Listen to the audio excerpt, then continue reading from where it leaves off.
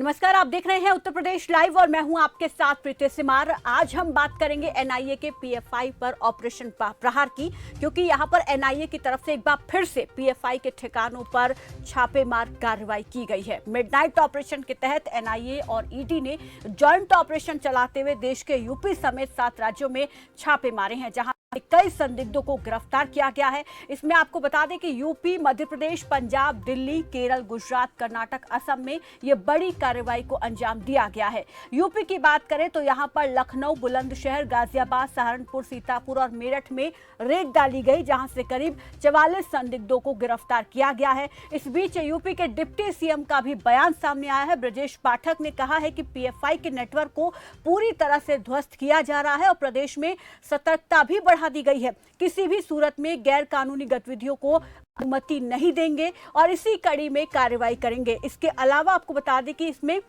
केंद्रीय गृह राज्य मंत्री अजय मिश्रा टेनी ने कहा है कि पीएफआई को लेकर इनपुट मिले हैं, जिसके आधार पर कार्रवाई हो रही है। पीएफआई की हर स्तर पर जांच हो रही है। आपको याद होगा, इससे पहले 22 सितंबर को भी एनआईए ने 13 राज्यों पर पीएफआई के ठिकानों पर छापेमारी की थी और उस दौरान 106 लोगों को गिरफ्तार किया गया, जिसमें टेरर फंडिंग के मास्टरमाइंड शफीक और सक्रिय सदस्य माजिद को भी गिरफ्तार किया गया था, जिनसे पूछताछ की जा रही है और उनसे मिली जानकारी के आधार पर यह दूसरी बड़ी छापेमार कार्रवाई आज एनआईए की तरफ से की गई है। वहीं विपक्षी दलों की तरफ से सरकार की तरफ से की जा रही कार्रवाई पर कहीं ना कहीं सवाल भी उठाए जा रहे हैं, जबकि इन सब के बीच इस पर बैन की मांग तेज हो गई है। आपको जानकारी के लिए यहाँ पर बता दें कि झारखंड में पीएफआई पहले से ही बैन है, जबकि यूपी, केरल, असम में बैन की मांग की जा रही है और बल्कि जल्द ही देश भर में बैन की मांग यहाँ पर अब तेज होती हुई दिखाई दे रही है। इसी पर आज हम बात करेंगे कि जिस तरीके से कार्रवाई लगातार यहां पर की जा रही है, क्या इसको लेकर सरकार कोई बड़ा फैसला लेने वाली है? क्या पीएफआई पर जल्द ही बैन की कार्रवाई होने वाली है? क्योंकि हमने देखा कि पहले 22 सितंबर को एक बहुत बड़ी कार्रवाई पहली बार एनआईए की तरफ से इतने बड़े स्तर पर पीएफआई के खिलाफ की गई, जिसमें 13 राज्यों के तहत 93 ठिकानों पर छापेमारी की गई और 106 लोगों को गिरफ्तार किया गया। वहीं आज भी एनआईए की तरफ से कई जगहों पर छापेमार कार्रवाई की गई है। यूपी समेत 7 राज्यों में ये बड़ी कार्रवाई की गई है। यूपी की 4 तस्वीरें आप देख सकते हैं, जहां पर एनआईए की तरफ से रेड डाली गई। गाजियाबाद में, बुलंदशहर, लखनऊ और शामली में एनआईए की तरफ से ये मिडनाइट बड़ी कार्रवाई की गई पीएफआई के सदस्यों के खिलाफ और उनको गिरफ्तार किया गया। उनसे अब पूछताछ की जा रही है, उनसे मिली जानकारी के आधार पर और कार्रवाई को आगे बढ़ाया जाएगा। लेकिन बड़ा सवाल यहाँ पर यही है कि आखिर इस पर बैन लगने वाली जो बड़ी कार्रवाई है वो कब होगी? क्या ये कार्रवाई उसका एक संकेत माना जाए? फिलहाल इस पर हम बात करेंगे। हमारे साथ खास मेहमान जुड़ गए हैं। परिचय सबसे पहले आपका हम करा देते हैं। बीजेपी नेता केसी जैन हमारे साथ जुड़ गए हैं और वहीं सपा प्रवक्ता मोहम्मद तारिक खान हमारे साथ जुड़ गए हैं। केसी जैन जी नमस्कार, स्वागत है आपका। मोहम्मद तारिक खान जी नमस्कार, स्वागत है आपका भी। सबसे पहले तो केसी जैन जी आप ही के पास में आना चाहूंगी, क्योंकि इस बार हमने देखा कि पहले 22 सितंबर को एनआईए की तरफ से पीएफआई के खिलाफ बड़ी कार्रवाई की गई और आज एक बार फिर से दूसरी बड़ी छापेमार कार्रवाई की गई है। लेकिन सबसे बड़ी कार्रवाई जब इसको बैन किया जाएगा वो कब होगी? क्या इन 2 छापेमार कार्रवाइयों के बाद अब उम्मीद और ज्यादा बढ़ गई है कि जल्द ही देश भर में पीएफआई को बैन कर दिया जाएगा? देखिए प्रीति जी, पहली बात तो ये है कि जिस समय सीए का विरोध हो रहा था, जिस समय धारा 370 को हटाने को लेकर के विरोध हो रहा था, जिस समय अयोध्या पे निर्णय आया, उसके बाद कुछ लोगों की ट्वीट, कुछ लोगों के फेसबुक अकाउंट पे बहुत सारे जो मैसेज आए, तो ये सारे के सारे लोग जो पीएफआई से जुड़े हुए हैं, इन लोगों ने जिस प्रकार से राष्ट्र विरोधी कामों में जिस प्रकार से संलिप्त रहे हैं और जब जब जांच हुई तब और हम लोगों ने तमाम बार टीवी डिबेट पे चर्चा भी की, खास करके जब सीए के विरोध में दिल्ली में लोग बैठे हुए थे और दिल्ली में जिस प्रकार से वहां पर उसके विरोध में सीए के विरोध के साथ साथ वहां पर जिस प्रकार से दंगा भड़काने की कोशिश की गई, कानपुर में जिस प्रकार से दंगा भड़काने की कोशिश की गई, जब कुछ लोगों की गिरफ्तारियां होती हैं, तो जो पीएफआई है, पीपल्स फेडरेशन ऑफ इंडिया का जो संगठन है, इसकी जिस प्रकार से फंडिंग हो रही है और जिस प्रकार से चल रहा है और लगातार ये संगठन देश विरोधी कामों में संलिप्त है, तो इस पर जब चर्चा हुई तो विपक्ष ने भी कहा कि भाई अगर इतने ही देश विरोधी कामों में संलिप्त है तो आप कार्रवाई क्यों नहीं करते? और आज कार्रवाई हो रही है तो वही विपक्ष सवाल उठा रहा है कि आप कार्रवाई क्यों कर रहे हैं? तो देखिए, जो भी कार्रवाई हो रही है सारे तथ्यों के आधार पर, सबूतों के आधार पर कार्रवाई हो रही है और ऐसा नहीं है कि किसी को फांसी चढ़ा दी जा रही है। जो न्यायिक प्रक्रिया है, न्यायिक प्रक्रिया के तहत गिरफ्तारियां हो रही है, उनसे पूछताछ हो रही है कि आपके पास करोड़ों करोड़ रुपए का फंड कहाँ से आ रहा है, आपके पास पाकिस्तान तमाम सारी एजेंसियों से फंडिंग जो आ रही है, आप उसको क्यों ले रहे हैं, किस हिसाब से आप ले रहे हैं, इसको किस मद में खर्च कर रहे हैं। तो ये सारी जांचें हो रही है। जांच के बाद में ये स्पष्ट हो जाएगा कि अगर ये आतंकवादी संगठनों से भी पैसा ले रहे हैं, उनसे भी जुड़े हुए हैं, तो बिल्कुल इससे बैन करने की सिफारिश भी की जाएगी। लेकिन अगर जो लोग सिर्फ कुछ लोग अगर इसमें संलिप्त है तो उसमें भी कार्रवाई होगी और लगातार इस पे कार्रवाइयां हो रही हैं, जांच हो रही है और जांच में पुख्ता सबूत लगातार मिल रहे हैं कि पाकिस्तान से बड़े स्तर पर पीएफआई की फंडिंग हो रही है और साथ ही साथ कोई भी ठीक है, तो अभी आपके मुताबिक ये है कि अभी और कार्रवाई होंगी, उसके बाद ही इस पर बैन की बड़ी कार्रवाई की जाएगी। जिस तरीके से आप कह रहे हैं कि मांग की जाएगी, लेकिन मांग तो लंबे समय से उठ रही है इसको बैन करने की। मैं वापस लौटूंगी इस चर्चा में। एक बड़ी खबर पहले यहाँ पर दर्शकों को हम देना चाहेंगे। इस वक्त एक बड़ी खबर औरैया से सामने आ रही है, तो बड़ी जानकारी आपको दे दें। इस वक्त की बड़ी ब्रेकिंग न्यूज, शिक्षक की पिटाई से छात्र की मौत हो गई है। छात्र की मौत पर कल रात से ही भारी हंगामा देखने को मिल रहा है। कानपुर कमिश्नर राजशेखर ने हंगामे पर काबू पाया है। कई उपद्रवियों को हिरासत में लिया गया, उनसे पूछताछ की जा रही है। प्रशासन की देखरेख में मृतक छात्र का अंतिम संस्कार भी किया गया। शिक्षक की पिटाई से एक छात्र की हत्या का ये पूरा मामला बताया जा रहा है। शिक्षक की पिटाई से एक छात्र की मौत हो गई, जिसके बाद काफी ज्यादा हंगामा यहाँ पर परिजनों की तरफ से किया गया है और उसके बाद पुलिस कमिश्नर की तरफ से इस पूरे मामले को शांत करवाया गया है। परिजनों को समझाया गया है और जिन्होंने उपद्रव मचाया है उनके खिलाफ बड़ी कार्रवाई की गई है। उन्हें हिरासत में लिया गया है, उनसे पूछताछ की जा रही है। तो औरैया से इस वक्त ये अहम जानकारी आपको हम दे रहे हैं। इसकी कुछ तस्वीरें भी देख सकते हैं आप। यहाँ पर अधिकारियों की तरफ से परिजनों को समझाने का प्रयास किया गया है, जिसके बाद इस मामले को शांत कराया गया है। 15 वर्षीय बच्चा है, उसका ऐसी सूचना प्राप्त हुई कि कथित रूप से अध्यापक की पिटाई से जो है उसकी मृत्यु हुई। इस सूचना प्राप्त होने से स्थानीय प्रशासन ने तत्काल रूप से चिकित्सक सेवाओं की कोशिश किया। चिकित्सकों ने भी काफ़ी कोशिश किया, लेकिन बच्चे को बचा नहीं पाए। बच्चे की जब पार्थिव शरीर को लाया जा रहा था तो उस समय जिस स्कूल के पास वो पढ़ता था वहीं पे कुछ लोगों ने गाड़ी को रोक के उसे पार्थिव शरीर को रख के उसके बाद धरना प्रदर्शन शुरू किया। उनके जितने मांग थे वो पहले जिलाधिकारी सर से पहले ही से पूरे कर दिए गए। चलिए चर्चा को आगे बढ़ाते हैं। केसी जैन जी, आप कह रहे हैं कि अभी मांग की जाएगी। मांग तो लंबे समय से हो रही है, कई बार एनआईए की तरफ से इस तरीके की कार्रवाई पीएफआई पर की गई, लेकिन उस दौरान भी ये देखा जाता था कि शायद अब बैन हो जाए। लेकिन अब जिस तरीके से बड़े स्तर पर ये कार्रवाई की गई है तो अब उम्मीदें ज्यादा बढ़ गई हैं। लेकिन क्या अभी और इंतजार करना पड़ेगा, अभी और समय लगेगा इसको बैन करने में? नहीं, देखिए, ये जो निर्णय की बात है तो सरकार निर्णय बिल्कुल इस पर लेगी। राष्ट्रीय स्तर का मामला है और कई सारे प्रदेशों में इस पे छापेमारी हुई है। कई प्रदेशों में कई सारे लोग गिरफ्तार हुए हैं और गिरफ्तारी के बाद जिस प्रकार से लोगों से पूछताछ हो रही है, चीजें उभर करके सामने आ रही है। तो देखिए, जहाँ तक तो बात बैन और बगैर बैन की है, लेकिन जिस प्रकार से चीजें उभर करके सामने आई हैं कि आतंकवादी संगठनों से ये लोग फंडिंग का पैसा ले रहे हैं, ऐसे में बिल्कुल इस पे बैन होना चाहिए। लेकिन इस पे सरकार निर्णय लेगी सारे तथ्यों के आधार पर और केंद्र सरकार इस पे निर्णय लेगी कि क्या करना है।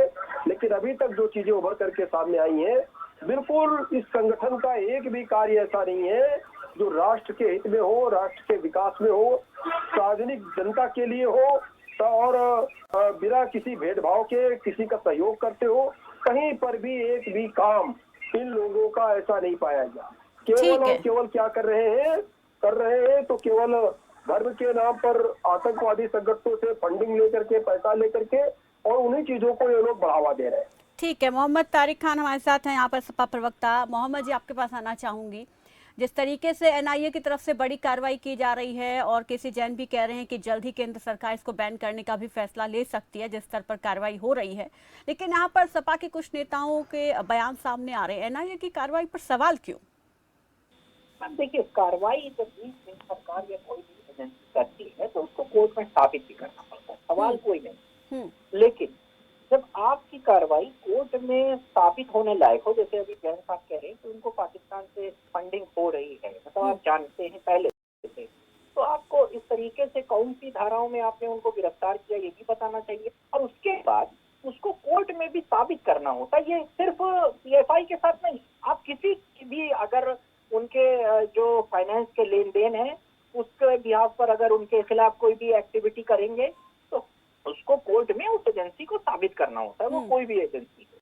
तो इसलिए कह रहा हूँ कि पूर्व में भी कई बार इस तरीके की काम हुए हैं और जिसको साबित करने में नाकामयाब रहे। तो अगर आपके पास वाकई में सबूत है, लेकिन जांच तो होगी ना, पहले कोर्ट में साबित होगा वो बाद की बात है, लेकिन पहले तो जांच की जाएगी। आपके पास सबूत है, अगर आपके पास सबूत हैं और ये काम इसलिए किया गया उस पर सवाल नहीं उठाया जा रहा, लेकिन सबूत है अगर तो उसको आपको साबित भी करना है। तारिक जी, एनआईए की छोटी मोटी जांच एजेंसी तो है नहीं, बड़ी जांच एजेंसी है, ऐसे ही तो कहीं छापेमारी करने नहीं जाएगी। कुछ इनपुट मिले होंगे, लंबे समय से कुछ चल रहा होगा, उसके बाद ही तो ये कार्रवाई की गई। छापेमारी की है और उस छापेमारी के बाद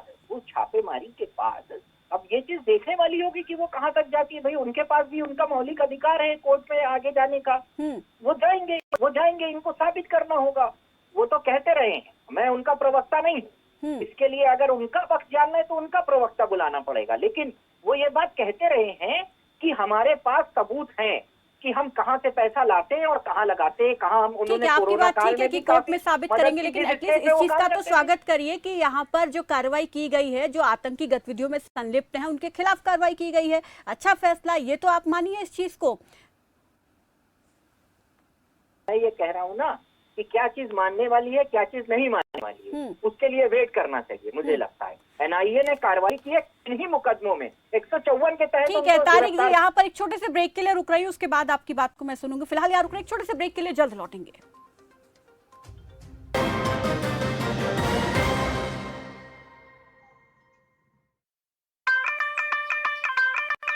आपसे किए वादों को निभा रहे हैं हम।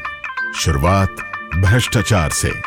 9501 200 200 याद कर लो ये नंबर चंगी तरह से। याद कर लो ये नंबर, जहां लिखना है वहां लिख लो ये नंबर है शुरुआत का, करप्शन फ्री पंजाब का। पंजाब अपनी आन अपनी शान फिर पाएगा, किसका है जिगरा यहाँ जो हमें रोक पाएगा। क्योंकि काम बोलता है, साडा काम बोलता है, बस काम बोलता है, साडा काम बोलता है, सिर्फ काम बोलता है, साडा काम बोलता है। शिक्षा को ऊंचाई पर ले जाने की तैयारी है, शिक्षा को ऊंचाई पर ले जाने की तैयारी। बेरोजगारी को घुटनों पर लाने की अब बारी है। पंजाबी अब पंजाब छोड़कर नहीं जाएगा, हर मोहल्ला पास अपने क्लिनिक अब पाएगा। अनाज का हर दाना हम उठाएंगे, दाने दाने दाने दाने की कीमत चुकाएंगे। पंजाब अपनी आन अपनी शान फिर पाएगा, किसका है जिगरा यहाँ जो हमें रोक पाएगा। क्योंकि काम बोलता है, साडा काम बोलता है, बस काम बोलता है, साडा काम बोलता है, सिर्फ काम बोलता है, साडा काम बोलता है। आपकी आन और पंजाब की शान अब हमारा मान है, हमने जो कहा वो करके दिखाएंगे। पंजाब को नई ऊंचाइयों पर ले जाने की शुरुआत हो चुकी है। पंजाब सरकार, साडा काम बोलता है।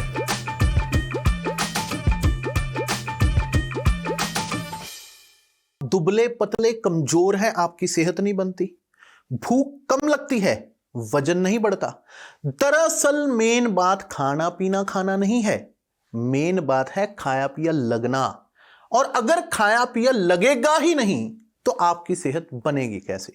इसलिए हमारी संस्था सन्यासी आयुर्वेदा ने एक ऐसी दवा का निर्माण किया है जो कि आपके लिवर सिस्टम को, आपके पाचन तंत्र को दुरुस्त करने का काम करती है, ताकि आप जो भी खाएं उसका पूरे का पूरा निचोड़ आपके शरीर को लगे, आपकी भूख बढ़े, खाया पिया सही से लगे, नया खून बने, हड्डियों में जान आए, चेहरे पर नूर, लालिमा, रौनक आए और आप मोटे, तगड़े, खूबसूरत पर्सनैलिटी के मालिक बन जाएं।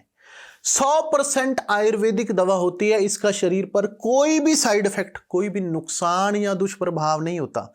लड़के लड़कियां दोनों इसका इस्तेमाल कर सकते हैं और पहले 15 दिन के अंदर ही आपको इसका असर महसूस हो जाएगा।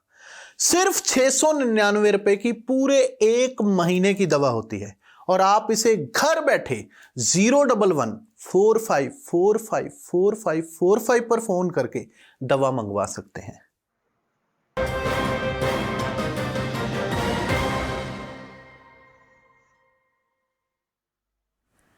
ब्रेक के बाद स्वागत है आपका, सीधा चर्चा का रुख करते हैं। तारिक जी, आपके पास आना चाहूंगी, अपनी बात पूरी कीजिए।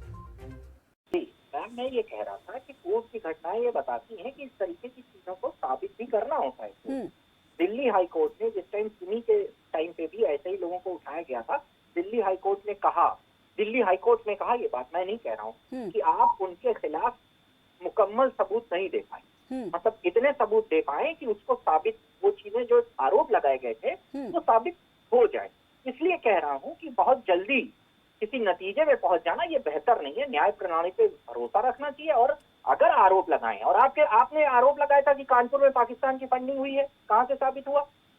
और जब आपने नोटबंदी किया था तब तो कहा था आपने कि सब कुछ बंद हो जाएगा, तो फिर कैसे हो रही है? और इस डिजिटल युग में जब मैं कहाँ अभी चल रहा हूँ, आप जान सकती हैं कि मेरी लोकेशन क्या है, तब भी पाकिस्तान से पैसा आ रहा है। किस रूट से आ रहा है? क्या नीचे से गड्ढा खोद के भेज रहे हैं पैसा, मोबाइल से भेज रहे हैं पैसा? तो आप रोक ही नहीं पा रहे हैं उनको।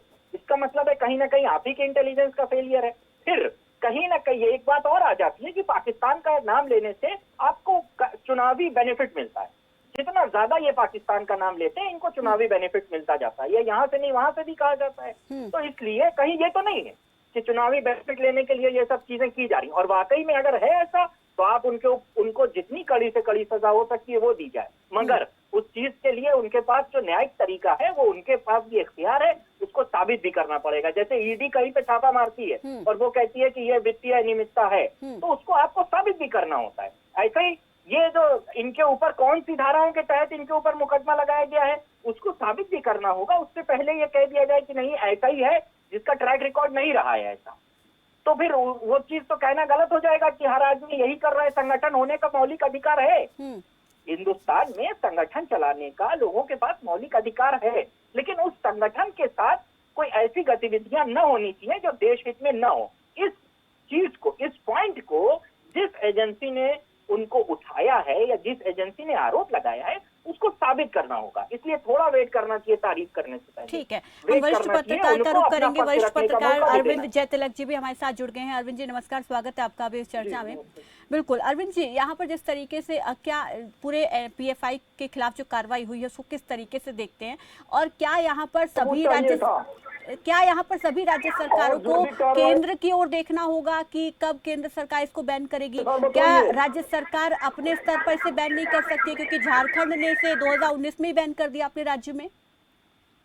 बिल्कुल प्रीति जी, देखिए कहावत है कि अगर कैंसर को खत्म करना है तो उसके कीड़े को मारना बड़ा जरूरी होता है। ये पीएफआई का जिस तरह से उजागर हो रहा है, उससे साफ जाहिर होता है कि राष्ट्र के प्रति इनकी मंशा और नीयत ठीक नहीं है। अभी तारिक भाई कह रहे थे, अभी जिस तरह से कह रहे थे किस धारा के अधीन इनको गिरफ्तार किया गया है, अभी जाहिर नहीं हुआ। मुझे लगता है कि पानी को उबलने के लिए भी 100 डिग्री टेम्परेचर का इंतजार करना पड़ता है। तारिक भाई को भी इंतजार करना चाहिए।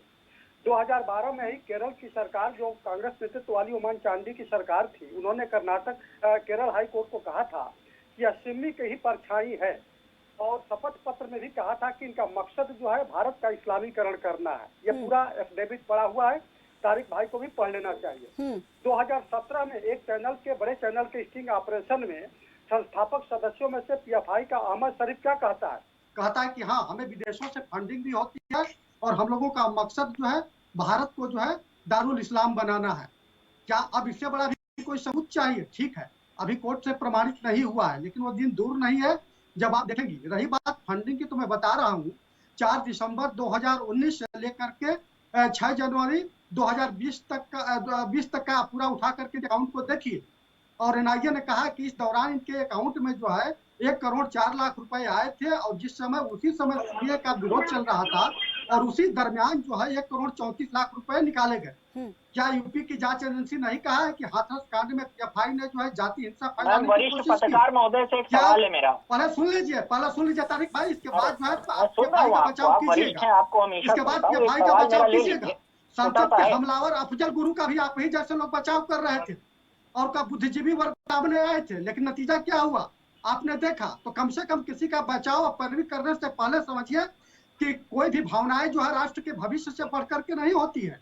तो मुझे लगता है कि बातचीत जो है सत्य का संतुलन साधना चाहिए। मैं नहीं कहता हूँ कि पीएफआई में जितने लोग पकड़े गए वो सभी गुनाहगार हैं, बेशक इसमें से निर्दोष भी पकड़े गए होंगे, लेकिन इसका तात्पर्य नहीं होता है कि पीएफआई भी निर्दोष हो गई। क्या ठीक है, 2012 वो में कुछ पूछना सच्चाई चाह नहीं रहे है हैं, वो कि कुछ सवाल सवाल लेना चाह रहे हैं। ठीक सवाल है, एक मैम जल्दी से सर, मैम जल्दी। जैसे बोलिए। मुझे ठीक है, अगर पीएफआई का इन्वॉल्वमेंट है तो पीएफआई को कड़ी से कड़ी सजा देनी चाहिए, इसकी डिमांड हम करते हैं। लेकिन क्या तिलक साहब इस चीज को जस्टिफाई कराएंगे कि जो धर्म संसदों से कहा जाता है कि 20 लाख मुसलमानों का जेनोसाइड कर दो, तो वो क्या राष्ट्रहित की बात है? इसको डिनाई करेंगे, इसका खंडन करेंगे, इसको गैर या देशद्रोही लेकिन गतिविधियों में आतंकी लिप्त का तो कोई मानेंगे या धर्म नहीं मजहब से लेना मानेंगे? देना नहीं है, फिर तिलक क्यों साहब किसी धर्म इसका से जवाब जोड़ा दे जाता दे है? प्लीज। हाँ तारिक इसका भी भाई, जवाब जो देना लोग भी चाहिए आपको। उसके खिलाफ जो कब लोग एक्शन भी होगा, हाँ, उनको कब तारिक उठाया भाई, मैं जाएगा? ठीक वही है, अब उनका जवाब सुनिए। मौलिक तारिक जी, समय की अधिकारों कमी में है, से उनका जवाब सुनिए जल्दी उनका से। जवाब देना तारिक भाई, चाहिए। हमारा जवाब सुन लीजिए। मैं हाँ, उन दीजिए लोगों को बिल्कुल। भी देश का दुश्मन मानता हूं जो राष्ट्रभक्त मुसलमानों के खिलाफ जो है आग उगलते हैं। इस देश में करोड़ों मुसलमान हैं जो राष्ट्र के साथ है। मैं बिल्कुल इस चीज को कहता हूं कि जो लोग उनको परेशान करते हैं, उनके खिलाफ बोलते हैं, वो देशद्रोही हैं। लेकिन इसका तात्पर्य यह नहीं कि जो लोग जो किसी भी धर्म के हो, मजहब के हो, पंथ के हो, ठीक है, आतंकी का राष्ट्र कोई के धर्म खिलाफ मजहब जो नहीं है होता तो आतंक किसी धर्म फैलाए से ना और उसको जोड़े। जो है कोई लेकिन बचाव मैम, करने वो के लिए खुले घूम सामने रहे आ हैं, उनके जाए। खिलाफ कोई मुझे ना कोई लगता है कि सरकार का इसमें एक्शन इंतजार होना करना चाहिए। ठीक चाहिए। है, राष्ट्रलक NIA जी, को एक अहम प्रभाव सवाल करना यहाँ चाहिए। पर। कि ठीक 20 है, लाख ठीक है, मुसलमानों का क्योंकि जेनोसाइड समय कर की दीजिए। कमी है तो मैं चाह रही हूँ जो मेरे जरूरी सवाल है मैं ले लूँ। राष्ट्रलक जी, यहाँ पर ये बताइए, जय तिलक जी, कि झारखंड सरकार ने खुद अपने स्तर पर इसे बैन कर दिया, क्या और राज्य सरकारें ऐसा नहीं कर सकती है, या केंद्र से ही वहाँ केंद्र का इंतजार करना पड़ेगा उन्हें? देखिए, बिल्कुल बैन किया जाना चाहिए, लेकिन मेरा मानना है कि बैन करना पर्याप्त नहीं है। सिमी को भी बैन किया गया था, लेकिन क्या हुआ, ये लोग दूसरे संगठन बना करके फिर देश विरोधी गतिविधियों में लिप्त हो गए। सवाल ये नहीं है कि आप जो है तो प्रतिबंध करें या न करें, इनके रीढ़ को तोड़िए, इनको खत्म करिए, इनको मसलिए, इनको जेल में डालिए, इनको ध्वस्त करिए, इनको बुलडोज करिए। ये देश के दुश्मन तो क्या ये राज्य सरकार के अधिकार में आता है कि वो बैन कर ले अपने राज्य में? बिल्कुल बंद करना चाहिए, लेकिन मेरा मानना है कि केवल राज्य का सब्जेक्ट नहीं है, राष्ट्र का सब्जेक्ट है ये। और ये राष्ट्र केंद्र की सरकार को चाहिए कि इन लोगों के खिलाफ पुख्ता सबूत अदालत में पेश करे। ठीक है, और अदालत ठीक है, केसी जैन जी, बैन से हल नहीं होगा। बैन होने के बाद ये भी देखना पड़ेगा, ये भी निगरानी रखेगी, क्योंकि सिमी के बाद हमने देखा कि पीएफआई आ गया, कहीं पीएफआई की जगह कोई और संगठन ना ले, इस चीज पर भी तो ध्यान देना होगा, तभी उसका जड़ से खात्मा होगा। आदरणीय अरविंद जी ने बहुत बड़ी बात कही है और बहुत सही बात कही है कि जिन लोगों की मानसिकता राष्ट्र है, जिन लोगों का पोषण राष्ट्र विरोधी तरीके से हुआ है और जिनको इसके लिए तैयार किया जा रहा है कि वो राष्ट्र विरोधी कार्यों में संलिप्त रहे, तो इन लोगों को अगर कोई संगठन है, सिर्फ संगठन के नाम को बैन कर देना और वो जितने लोग उस संगठन में संलिप्त है वो सारे के सारे निकल करके दूसरा संगठन बना लेते हैं और उनकी गतिविधियां उससे ज्यादा ताकत के साथ शुरू हो जाती है। अगर पीएफआई के लोग गिरफ्तार हो रहे हैं, सबूतों के साथ गिरफ्तार हो रहे हैं, एनआईए उस पर छापा मार रही है और पूरी जांच के बाद देखिए आंदोलन जो हुआ था चाहिए क्या, उसको आंदोलन के हुए 2-2.5 साल से ज्यादा नहीं, तो ये भी तो आगे फिर जांच एजेंसी और सरकारें देखेंगी ना कि दूसरा कोई और संगठन इसका रूप ना ले इस तरीके से। बिल्कुल बिल्कुल बिल्कुल। तो अरविंद जी की जो मांग है वो एक अच्छी मांग है कि जो लोग इस तरीके के राष्ट्र विरोधी कार्यों में संलिप्त है इनको कुचलना चाहिए, इनको निस्तानाबूद करना चाहिए, इनके ऊपर कड़ा एक्शन लेना चाहिए। ठीक है, तो अब एनआईए कार्रवाई कर रही है, लेकिन इससे बड़ा एक्शन कब होगा कि इसको बैन कब किया जाएगा, उसके बाद इन चीजों को देखा जाएगा कि दोबारा ऐसा कोई संगठन ना बने। बहुत बहुत शुक्रिया आप तीनों का हमारे साथ जुड़ने के लिए, इस चर्चा में शामिल होने के लिए। तो एनआईए की तरफ से एक बार फिर से यहाँ पर दूसरी बड़ी कार्रवाई की गई है, जिसके तहत यूपी सहित 7 राज्यों में कार्रवाई की गई है और यूपी से 44 संदिग्धों को गिरफ्तार किया गया। लेकिन अब इस तरीके की कार्रवाई के बाद क्या इसको जल्द ही केंद्र सरकार की तरफ से बैन किया जाएगा, क्योंकि इससे पहले कई कार्रवाई हुई है लेकिन बैन नहीं किया गया है। तो ये भी सवाल यहाँ पर है कि आखिर इसको केंद्र सरकार की तरफ से कब बैन किया जाएगा। फिलहाल उत्तर प्रदेश लाइव में मेरे साथ बस इतना ही, दीजिए इजाजत, नमस्कार।